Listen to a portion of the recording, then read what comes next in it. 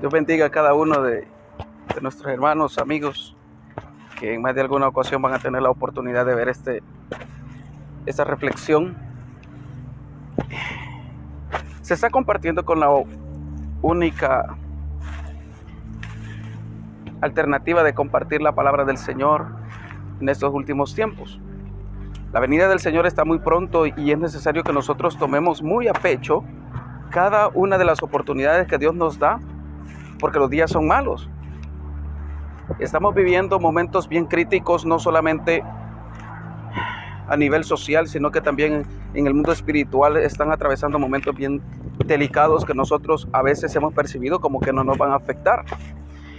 Mas, sin embargo, la condición en que está viviendo cada ser humano, cada cristiano y cada persona ahí afuera, gente que no ha conocido al Señor, es bien crítica.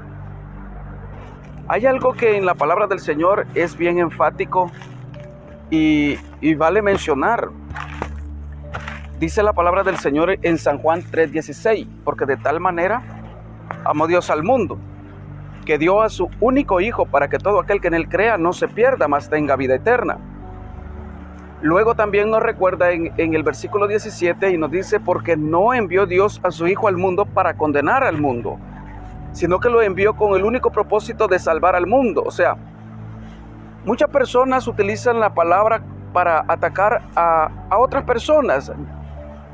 Realmente la palabra no tiene ningún sentido de atacar a nadie. En ningún momento la palabra es para contradecir o entender que alguien conoce o desconoce de la palabra del Señor. Eso se logra en la medida de que una persona se va introduciendo en los caminos del Señor, entendiendo que el Señor es el único que da el entendimiento. De hecho, la misma palabra del Señor así lo dice. Dice que lo que ha sido revelado, pues para nuestro conocimiento ha sido revelado.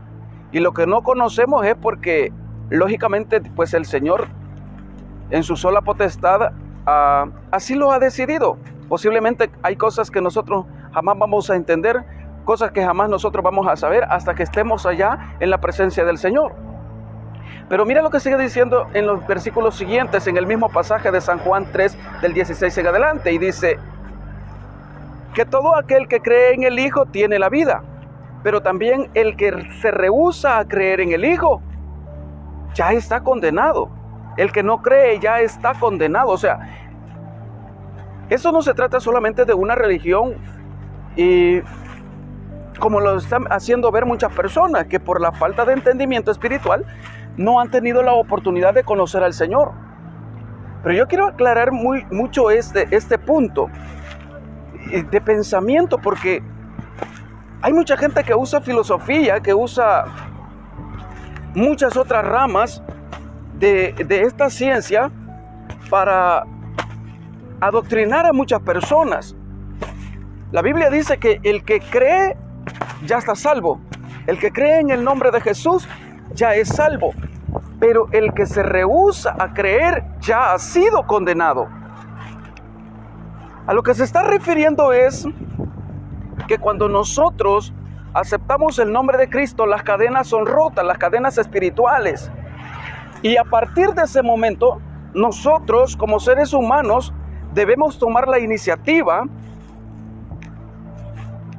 de vivir para Dios, de vivir centrados en la palabra del Señor y de hacer lo que la Biblia nos manda. Muchas de las cosas difíciles que han estado sucediendo es por la falta de lectura de la palabra. La Biblia misma nos dice que el pueblo del Señor pereció por falta de conocimiento, por falta de estudio de la palabra, por falta de ponerla en práctica. Esa es una de las cosas que ha estado afectando grandemente a la sociedad en este tiempo. No solamente a la comunidad cristiana, sino que a todo tipo de personas. A la gente no le gusta leer, a la gente le gusta ver y toma como verdad todo lo que ve, aunque sea una mentira. Eso es lo que está sucediendo también en el mundo social, en el mundo económico. Lo vemos en nuestro país y lo vemos en la mayoría de países del mundo. Y cuando una persona se resiste a creer, como la mayoría ya está engañada, se toma como si tratara de llevar la contraria a las demás personas o como simplemente está loco o es un incrédulo. Déjeme decirle que esta palabrita de incredulidad ha llevado a muchas personas a la condenación eterna. Porque la palabra incredulidad es bien difícil hacer entender a una persona que está engañada, simplemente porque está engañada. Mas sin embargo, volviendo al pasaje original, la palabra del Señor nos manda a nosotros a escudriñar las Escrituras.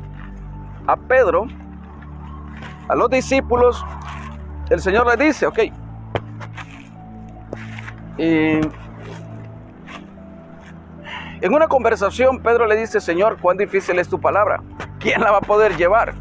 ¿Quién la va a poder cumplir? ¿Quién la va a poder ejecutar? Realmente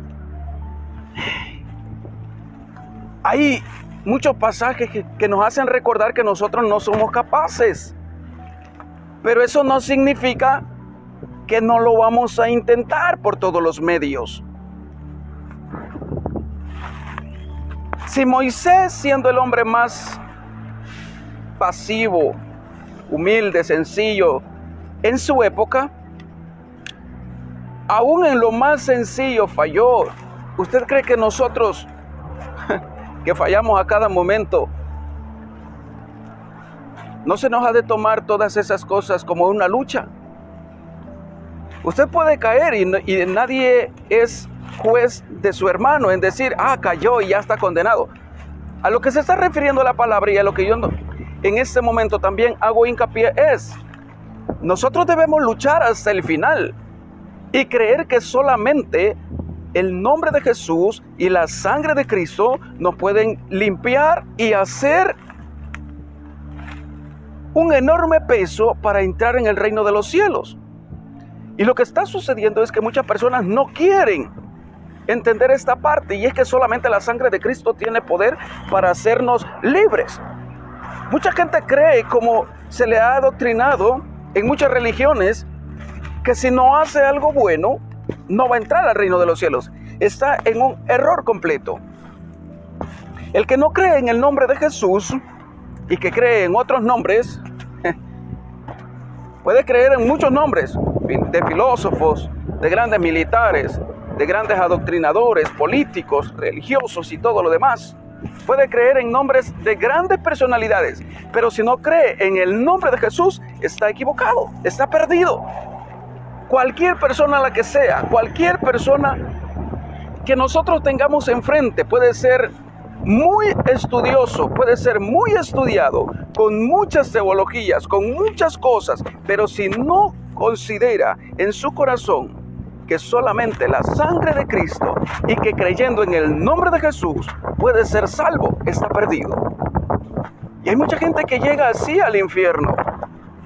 Y alguien va a decir, ¿por qué el infierno? Si el infierno solamente es algo que la gente se ha creído en su mente para engañar a otros. Está muy equivocado. Hay gente que piensa que el infierno es una mentira, que es un engaño, que eso solo existe en las mentes que son demasiado filosóficas. La Biblia dice que el que no cree ya ha sido condenado. Hay una pregunta bien interesante. Si Jesús, siendo Dios y siendo el Hijo de Dios, ¿usted cree que si el infierno no existiera, alguien vendría a salvarnos de algo que no existe? Póngase a pensar un momento, ¿cómo Jesús, siendo Dios, siendo el Hijo del Rey, teniendo todas las riquezas habidas por haber en este mundo e inimaginables, hubiera venido a salvar a una humanidad que hasta cierto grado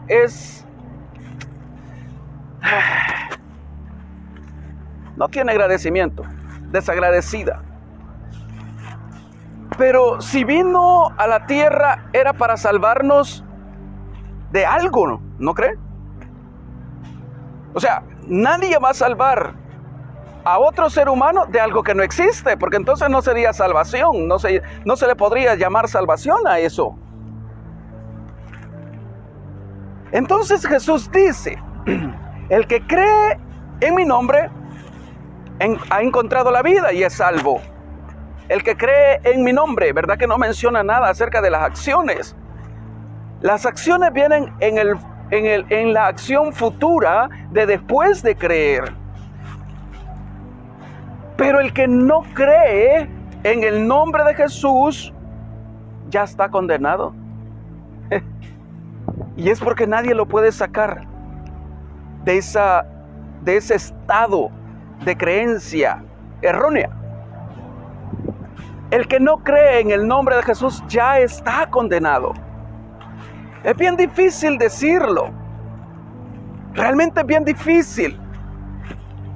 Pero es necesario mencionarle que solamente en el nombre de Jesús nosotros podemos ser salvos. Ahora bien, después de creer en el nombre de Jesús, nosotros debemos empezar a caminar de acuerdo a lo que enseña la Biblia, el libro sagrado del Señor. ¿Por qué? A eso se le llama nuevo nacimiento. Si usted antes tenía alguna acción que la estaba llevando al precipicio de la condenación, usted ya no la va a practicar, porque usted ha entrado en un nuevo reino. No un reino imaginario, no un reino filosófico, no un reino que se vea, sino que es un reino invisible. Ahora bien, cuando usted entró en ese reino, usted aceptó las condiciones. Y las condiciones están en la Biblia. Así que si usted quiere permanecer en el reino de Dios, y si usted quiere saber si está salvo, porque hay mucha gente que todavía tampoco está segura de que es salva, le voy a mencionar dos aspectos. El primer aspecto para saber que usted es salvo es aceptar a Jesús como la única alternativa para salvarse de la condenación en la que ya muchos cayeron y en la que muchos van a caer en el futuro. Y también de todos los aspectos que por fe, buenos y malos, vendrán en el futuro. Pero nosotros debemos seguir firmes. Y ese es el primer aspecto. Creer en el nombre de Jesús. Creer que solamente Él lo puede salvar. El segundo aspecto es nacer de nuevo. Jesús dijo, ir por todo el mundo, el que creyere y fuere bautizado, ese será salvo. Mas el que no creyere, ya ha sido y está condenado. Nosotros debemos creer en el nombre de Jesús y caminar, que es el segundo aspecto, haciendo lo que nos dice la palabra del Señor. Mucha gente solo acepta a Cristo, pero todavía sigue practicando las cosas antiguas. Tiene el ticket de entrada al reino de los cielos. Y está bien, pero debe luchar por mantenerse sin practicar las cosas antiguas, las cosas de nuestra vida pasada, las cosas que un día nos alejaban de Dios. O sea, no es posible de que nosotros estemos en el reino de Dios y codiciando las cosas del mundo, las cosas del diablo. No es posible que nosotros seamos hijos de Dios y practiquemos las cosas que practican los hijos del diablo. En todo esto, mi estimado hermano, amigo, yo le dejo la invitación. Usted necesita del Señor como yo necesito del Señor. Todos necesitamos del Señor. A cada instante, usted cuando lleguen malos pensamientos, malas intenciones, usted va a identificar que es el enemigo o que es su carne la que le está invitando a hacer lo que la Biblia no dice que usted debe practicar. Entonces, cuando llegan esas cosas, pensamientos, sentimientos, deseos que según la Biblia no se deben practicar, usted va a identificar que es el enemigo el que está queriendo echarle zancadilla para que Dios los separe de su reino. Estimado hermano, amigo, usted necesita del Señor como yo necesito del Señor, y es por eso que en esta hora yo le dejo la invitación. Lea San Juan 3, 16, 17, 18 en adelante. Usted va a encontrar que necesita creer nada más. Se llama fe. Y dice la palabra del Señor como punto de terminación que para el que cree todo es posible. Para el que cree todo es posible. Así que mi estimado hermano, amigo, yo le dejo la invitación. Es tiempo de regresar a los caminos del Señor. Es tiempo de volver a hacer las mismas acciones de santidad.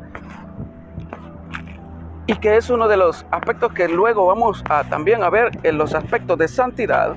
¿Y por qué nos llamamos santos? ¿Por qué nosotros podemos decir con total libertad que somos santos? Porque hay mucha gente que dice, bueno, pero mire, usted no tiene una aureola. Usted ni siquiera se ha muerto para decir que usted ya es santo. Es necesario que nosotros entendamos que la santidad es un estado de vida, es un estado de entrega, es un estado de relación con Dios. Por lo tanto, hermanos, amigos, les dejo con esta pequeña reflexión y hay que seguir adelante, no desmaye. La victoria está segura si usted permanece, si usted prevalece, si usted lucha hasta el final. Un saludo, muchas bendiciones, que el Señor les ayude en medio de todas estas circunstancias. Y antes de creerle al hombre, créale a Dios. Antes de creerle a lo que los medios de comunicación dicen, primero vaya a la oración, pregúntale al Señor si todo lo que está sucediendo es o no es la santa y sagrada voluntad de Él. Y cuando el Señor le responda, pues usted va a tener la respuesta que usted está buscando. Y va a tener paz, va a tener seguridad, aún en medio de la tempestad. Un saludo y muchas bendiciones, que el Señor los guarde y les bendiga muchísimo.